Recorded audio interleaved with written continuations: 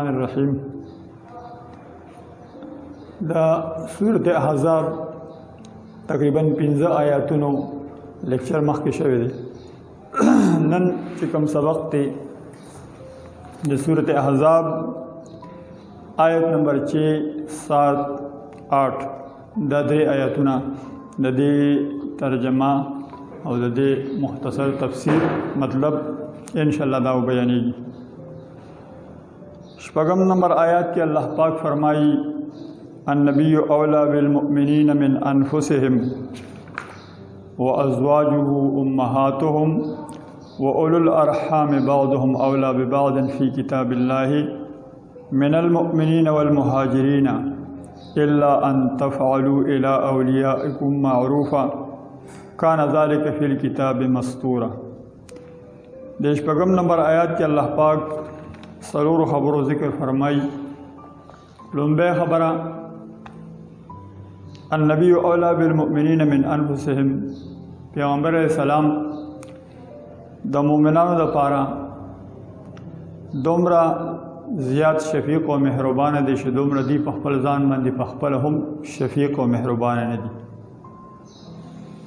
د نبی علیہ السلام تعلق د مؤمنانو سره هغه دومره زیات دی چې دومره د هغې د خپل ځان سره هم نه دی. او حق د پیغمبر سلام په مؤمنانو باندې دا دی چې هغې نبی سلام ادب احترام اتباع دا دومره ډېره وکړي چې خپل خواهش هم پرېږدي، او که د نبی سلام د سنت یا د هغه د حکم خلاف د خپلو والدینو خبر راشي نو هغه هم پرېږدي. ځکه نبی اسلام حدیث کې فرمایي لا یؤمن احدکم حتی اکون احب الیه من والده وولده والناس اجمعین. وایي تاسو کې یو مسلمان تر هغه پورې کامل مؤمن نه دی تر څو پورې چې هغه د زړه د خپل ځان نه د خپل پلار نه خپل بچو نه او د ټول انسانیت نه ته زه محبوب نشم. نو د نبی علیہ السلام تعلق د امت سره د مؤمنانو سره دا ډیر زیات. لومبه خبره پدې کې دا ذکر شو. دویمه خبره او ازواجه امهاتهم، د پیغمبر اسلام بیبیانې دا د امت میان دي. د دې مطلب دا دی چې د نبی اسلام د وفات نه بعد د هغه بیبیانو سره نکاح کول د امت لپاره حرام دي. څنګه چې خپل مور سره نکاح حرام ده، دارنګه د پیغمبر اسلام بیبیانو سره د هغې د وفات نه بعد نکاح حرام ده. باقي د هغې د پردې مسله نو هغه په خپل حال باندې باقي ده. د نبی اسلام د بیبیانو پردو مغسې کېږي څنګه چې مخکې کېده.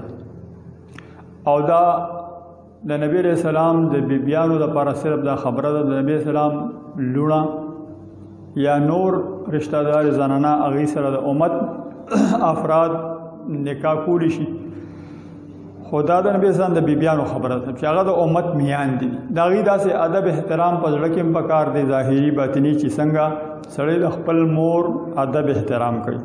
او دا خبره د هغې د نکاح په حق کې ده. د نکاح باره کې ده چې هغې سره نکاح حرامه ده. باقي د هغې د پردې مسله هماغسې ده څنګه چې ما بیان کړه چې څنګه مخکې هغې نه به پرده کېده، که د هغې نه څه تپوس و د مسلې الله پاک قرآن پاک کې فرمایي چې من وراء الحجاب د پردې شاته به د هغې نه د مسلې تپوس کوي یا ضرورت څیز به هغې نه غواړئ. دوه خبرې شوې. درېیمه خبره په دې شپږم نمبر آیات کې دا ده اولو الارحام بعضهم اولا ببعض فی کتاب الله. رشتہ داران دا ډېر حقدار دي، بعضې د دې د بعضو نورو نه د الله په کتاب کې د مؤمنانو د مهاجرینو نه. د دې مطلب دا دی چې کله مدینې ته مهاجرینو هجرت وکړو نو د هجرت نه بعد الله پاک د دغه مسلمانانو د معاشي انتظام لپاره نبی علیہ السلام په ذریعه باندې د خپل منځ کې مواحات قائم کړ. نو بیا هغه مواحات داسې و چې یو مهاجر د انصاري سره ورورولي جوړه شوه، نو که دغه مهاجر به وفات شو د هغه میراث په انصاري ته پاتې شو، او که انصاري به وفات شو د هغه میراث په مهاجر ته پاتې شو. نو دې جملې سره د یو بل د میراث وړل خبره دا منسوخ شوه، او اوس په د دې حکم نه بعد د دې جملې آیات نازلېدو نه بعد به میراث دا به خپل وارث وړي. یعنی که یو مهاجر وفات شو نو د هغه مال به د هغه بچو ته پاتې کېږي، انصاري به هغه مال په میراث سره نه شي وړی. دارنګې که انصاري صحابي وفات شو نو د هغه مال به د هغه خپل بچي په میراث سره اخلي او مهاجر به هغه مال په میراث سره نه اخلي. دغه حکم تر دې حده پورې چې دا آیات نو نازل شوي چې دا آیات نازل شو نو دغه حکم ختم شو چې مهاجر او انصاري به د یو بل نه میراث وړو. درېیمه خبره په دې آیات کې دا شوه. څلورمه خبره دا شوه الا ان تفعلوا الى اولیائکم معروفا، که بالفرض تاسو حسن سلوک کوئ د یو بل سره، یعنی د میراث نه علاوه یو بل ته مال ورکوئ، بطور هبه ورکوئ او تعاون وسره مالی کوي، حسن سلوک، نو د هغې تاسو ته اجازه شته. نه صرف دا چې دا جایز دي بلکې دا مستحسن دي، غوره خبره ده چې تاسو داسې وکړئ. نو په دې آیات کې څلور خبرې ذکر شوې. یو دا چې د نبی علیہ السلام تعلق د امت سره دا ډېر زیات دی. نبی علیہ السلام په خپل امت باندې ډېر زیات مهربانه دی، دومره ډېر مهربانه دی چې دومره د امت د افراد مسلمانان دا په خپل ځان دوه دي مهربانه. دویمه خبره دا ذکر شوه چې نبی اسلام بیبیانې دا د امت میاندې دي. او دریمه خبره پکې دا ذکر شوه چې د مهاجرینو او انصارو خپل منځ کې کوم مواخات یو بل نه میراث وړل هغه په دې جملې سره منسوخ شو. اولو الارحام بعضهم اولی ببعض فی کتاب الله من المؤمنین والمهاجرین. او څلورمه خبره الا ان تفعلوا الى اولیائکم معروفا، که دغه مهاجرین او انصار چې ستاسو وروڼه دي، ستاسو دوستان دي، نو که دوی سره تاسو حسن سلوک کوئ نو د هغې نه منع نه یې بلکې هغه مطلوب دی، پکار دی چې هغې سره مالي تعاون وکړئ. خو د میراث هغه مسله منسوخ ته چې یو بل نه میراث نه شي وړی. کان ذلک فی الکتاب مستوره، دا خبره په کتاب کې لیکلې شوې ده. کتاب نه څه مراد دی؟ مفسرین وایي چې کتاب نه مراد خو یا لوح محفوظ دی چې لوح محفوظ کې دا فیصله الله پاک لیکلې وه چې څه وخت پورې به دا توارث دا مسله روانه وي او بیا به دا منسوخ کېږي. یا د کتاب نه مراد دا دی چې عمدې قرآن کې به دا خبره همیشه دپاره لیکلي چې بس بیا د مهاجرینو د انصارو خپل منځ کې که ورورولي قایمیږي نو میراث به صرف خپل وارث وړي. او دریم مطلب چې دی نو مفسرینو دا هم لیکلی دی چې دا خبره د قرآن نه علاوه په تورات کې هم لیکلی شوې ده. نور هم پکې توجیحات او مطلبونه شته دي. څلور خبرې په دې آیات کې شوې. ورپسې وَإِذْ أَخَذْنَا مِنَ النَّبِيِّينَ دا 9 نمبر آیات ته الله پاک په دې آیات کې فرمایي چې ما د پیغمبرانو نه میثاق او وعده واخیسته. ومنک او ای پیغمبره تا نه مې هم واخیسته. ومن نوح او بیا د یو څو پیغمبرانو نومونه الله پاک ذکر کوي چې د نوح علیه السلام نه، د ابراهیم علیه السلام نه، د موسی علیه السلام نه، عیسی ابن مریم، د دې ټولو پیغمبرانو نه مې دا وعده واخیسته. واخذنا منهم میثاقا غلیظا، او د ټولو محکمه وعده دا واخیسته. لیسأل الصادقین عن صدقهم، چې الله پاک د دې صادقینو نه، رښتونو خلکو نه د هغې د صدق باره کې قیامت پرز تپوس وکړي. واعد للکافرین عذابا الیما، الله پاک د کافرانو دپاره دردناک عذاب تیار کړی دی. نو په دې دوه آیاتونو کې د میثاق ذکر دی او د پیغمبرانو د یو څو پیغمبرانو نومونه پکې خصوصیت سره ذکر شوي دي. د دې میثاق نه کوم میثاق مراد دی؟ مفسرین حضرات دا فرمایي چې په عالم ارواح کې چې کومه وعده الله د ټولو انسانانو نه اخیستې وه، الستو بربکم قالوا بلا، چې زه ستاسو رب نیم، ټولو وایي چې تاسو زموږ رب یې. نو دا وعده خو د ټولو انسانانو نه اخیستې شوې وه. خو د دې نه بعد بیا د پیغمبرانو نه د رسالت وعده اخیستې شوې وه چې تاسو به زما د احکامات او زما د پیغامات په خپل امت ته رسوئ. نو دا وعده د پیغمبرانو نه بیا دوباره په دغه موخه باندې اخیستې شوې ده. دا میثاق د دې ذکر دلته کېږي. میثاق لفظ میثاق وایي وعدې ته او عهد ته، او دا عهد چې الله پاک د پیغمبرانو نه اخیستی دلته کې په دې آیات کې په دې ځای کې دا میثاق دو پیرې ذکر شو. دا دویم ځل د لومړي ځل د تاکید دپاره دی چې دا میثاق او د عهد الله پاک فرمایي د ما د پیغمبرانو نه اخیستی دی. د دې یو څو پیغمبرانو او بیا خاص کر زموږ د پیغمبر پکې ذکر لومبې راغی. د دې څه وجه ده؟ نو وایي دا څو پیغمبران چې د دې پکې ذکر راغی او زمونږ د پیغمبر پکې ذکر مخکې راغی، د دې وجه دا ده چې زمونږ د پیغمبر اسلام اگر چې دنیا ته په راتلو کې خو د ټولو نه ظهور عالم شهود ته چې راغلی د ټولو په آخره کې راغلی، لیکن پیدایش نبوت ته زمونږ پیغمبر ته چې کوم دی دا د هغه وخت نه میلاو دی چې کله له آدم علیه السلام هم دنیا ته نو راغلی. نبی علیه السلام فرمایي كنت نبیا والآدم بین الماء والطین، زه هغه وخت نه پیغمبر وم چې آدم علیه السلام لا د اوبو د خټې په منځ کې یعنې لا پیدا شوی هم نو. مخکې الله پاک د پیغمبر د رسالت او نبوت او د بعثت دا خبره ظاهره کړې وه. یو خدا چې پیغمبر اسلام دنیا ته راتلو کې هم مؤخر دی لیکن نبوت کې مقدم دی، او دویم دا چې په ټولو پیغمبرانو کې افضل دی، د دې وجه الله پاک د هغه ذکر مخکې من کړه. بل د دې څو پیغمبرانو ذکر چې وشو نو وایي د دې ذکر خصوصیت سره ځکه پکې شوی دی چې دې پیغمبرانو هغه دوی ته شریعتونه میلاو شوي دي او دوی ټولو پیغمبرانو خو محنت کړی دی، دوی محنت ښه ډېر زیات کړی دی د الله د احکاماتو پیغاماتو رسولو کې، او دوی ته اولو العزم پیغمبران وایي. د دې وجې د دې ذکر شوی دی او د دې تعلیمات ډېر وخت چلیدلي دي، په دې وجه د دوی ذکر خصوصیت سره شوی دی. نو په دې دوه آیاتونو کې دا اووم او اتم نمبر آیات کې د دغه میثاق او د څو پیغمبرانو ذکر دی، او بیا د قیامت پر د هغې نه تپوس ذکر دی چې د دغه پیغمبرانو نه به تپوس کېږي، د هغې د صدق باره کې دا رښتوني خلک دی او دوی خبره رښتیا ده. دوی نه به الله پاک دا تپوس کوي چې تاسو زما پیغامات خپلو امتونو ته رسولي دي په خپل خپل وخت کې که نه، دی به ورته وایي چې موږ رسولي دي. نبی علیہ السلام حدیث کې فرمایي چې قیامت پر ورځ به نوح علیہ السلام راوغوښتي چې هغه نه به الله پاک تپوس وکړي چې تا پیغامات خپل امت ته رسولي دي، هغه به ورته فرمایي چې ما رسولي دي.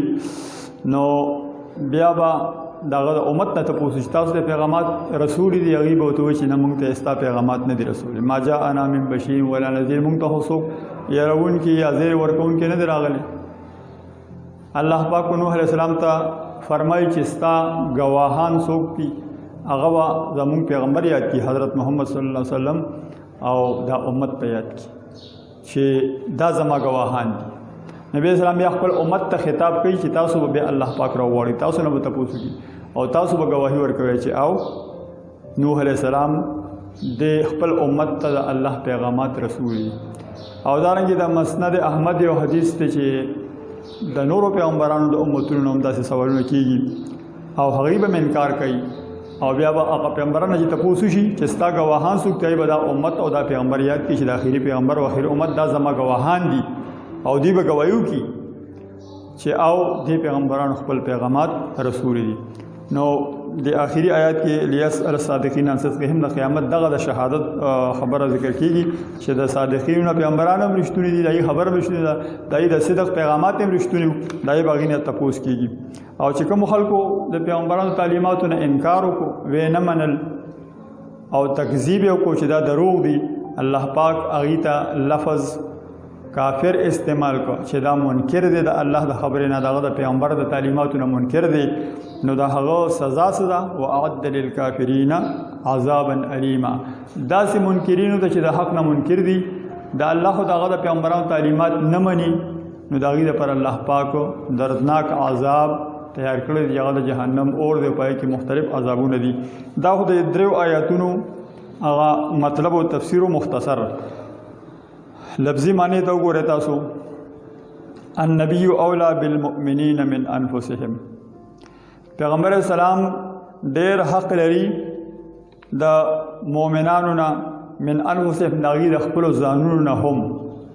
انفس جمع د نفس ته مراد ترې خپل ځان دی. و ازواجه او د پیغمبر بیبیانې پرون درس کې تیر شو چې ازواج د زوج جمع ده، لفظ د زوج دا د بیبي دپاره هم استعمالیږي او د خاوند دپاره هم استعمالیږي. نو دلته کې مراد بیبیانې دي. او ازواجه د پیغمبر بیبیانې، امهاتهم دا میاندې د دې امتیانو دي. و اولو الارحام او رشتہ داران، اولو الارحام رشتہ داران، بعضهم اولا ببعض، بعض د دوی دا ډېر حقدار دي د بعضو نورو نه، فی کتاب الله د الله په نسبت باندې، د الله په قانون کې، من المؤمنین د مؤمنانو نه، والمهاجرین او د مهاجرانو نه. مهاجرین چا چې هجرت کړی د مکې نه مدینې ته د خپل دین د حفاظت لپاره. نو تاسو ته مې وضاحت وکړو چې دا رشتہ داران چې کوم صلبي او قریبي رشتہ دار دی هغه په میراث کې حقدار دی. د هغه مهاجرینو نه چې هجرت کړو هغه ته میراث ملاوي دوس هغه حکم منسوخ شو. الا مگر دومره خبره ده ان تفعلوا چې تاسو کوئ الی اولیاءکم خپل دوستانو سره معروفه حسن سلوک، یعنی چې کوم میراث کې حق نه رسي د میراث هغه حکم هم منسوخ شو، خو د دې نه علاوه سره تاسو مالی تعاون کوئ، مدد وسره کوئ بطور هبه یا بطور صدقه هغوی خپل مال ورکوئ. نو د دې نه تاسو منع نه دا جایز نه بلکې دا مطلوب دی، دا مستحسن دی، دا ښه خبره ده. وکان ذلک فی الکتاب مسطورا، دا خبره په کتاب کې لیکل شوې ده. کتاب نه مراد لوح محفوظ دی چې دا په لوح محفوظ کې دا فیصله الله پاک لیکلې ده مخکې نه چې دا توارث په جاری کېږي او بیا منسوخ کېږي. یا د کتاب نه مراد قرآن دی چې دا په قرآن پاک کې به همیشه دپاره جاری وي، لیکل شوې ده پکې دا به همیشه دپاره جاری وي. یا د کتاب نه مراد تورات ته چې دا مسله دا خبر په تورات کې هم لیکل شوې ده. د اوم آیات کې الله پاک فرمایي وَإِذْ أَخَذْنَا مِنَ النَّبِيِّينَ مِيثَاقَهُم، هغه وخت یاد کړئ پیغمبره چې کله ما د پیغمبرانو نه وعده واغشته، عهد مې ته واغسته، ومنک او تا نه پیغمبره، ومن نوح و ابراهیم و موسی و عیسی ابن مریم، او د نوح علیہ السلام، ابراهیم علیہ السلام، موسی علیہ السلام، عیسی ابن مریم علیہ السلام، د ټولو نه مې وعده واخسته. او وعده وضاحت مې تاسو کو چې هغه د الله د پیغاماتو رسول و او د احکاماتو خپل امتونو ته رسول. واخذنا منهم، او ما واخست دینه میثاقا غلیظا، محکمه مضبوطه وعده. لیسأل الصادقین عن صدقهم، الله پاک فرمایي چې الله پاک تپوس وکړي د صادقینو نه. صادقین مراد دغه پیغمبران دي چې هغه رښتونی خلک دي. عن صدقهم د هغوی د رښتیاو باره کې چې هغوی کوم دا رښتیا ویلي دي او رښتیا پیغامات رسول دي په دنیا کې د الله پاک، او آخرت کې بیا رښتیا وایي چې موږ خپل پیغامات رسول دي. واعد، او الله پاک تیار کړی دی للکافرین کافرانو دپاره عذابا الیما، عذاب دردناک. عذاب دردناک په قیامت کې چې کوم عذابونه دي هر یو عذاب کاغه د اور عذاب دی، کاغه د مارانو لړمانانو عذاب دی. نو هر یو عذاب په انسان ته درد او تکلیف ورکوي. دردناک عذاب الله پاک جهنم کې کافرانو ته پته کړی. دا درو آیاتونو لفظي معنا شو، دې نه مخکې د هغې تفسیر بیان شو. او اوس د دې یو څو چې کوم مشکل الفاظ دي او تاسو ما بورډ لیکلي دي دی ته سوچو کې.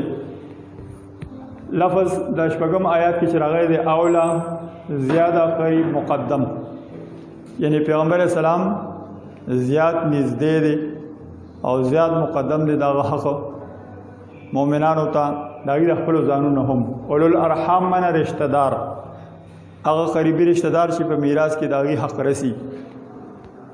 اولیاءکم، اولیاء د ولی جمع ده، دوست ویل کېږي. تمہارے دوست تاسو دوستان، مستورہ لیکل شوی، لکھا ہوا. میثاق عہد ته ویل کېږي. اعد فعل دې تیار کیا چې الله پاک دا تاسو لپاره تیار کړی دی، دا کافرانو لپاره الله پاک په جهنم کې تیار کړی دی. عذابا الیما چې څنګه آیات کې ذکر شو چې الله پاک دردناک عذاب کافرانو لپاره تیار کړی دی. نو دا اعد معنا تیار کړی دی. بس دې پورې دا درس کمپلیټ شو. ان شاء الله دې پسې بیا بل درس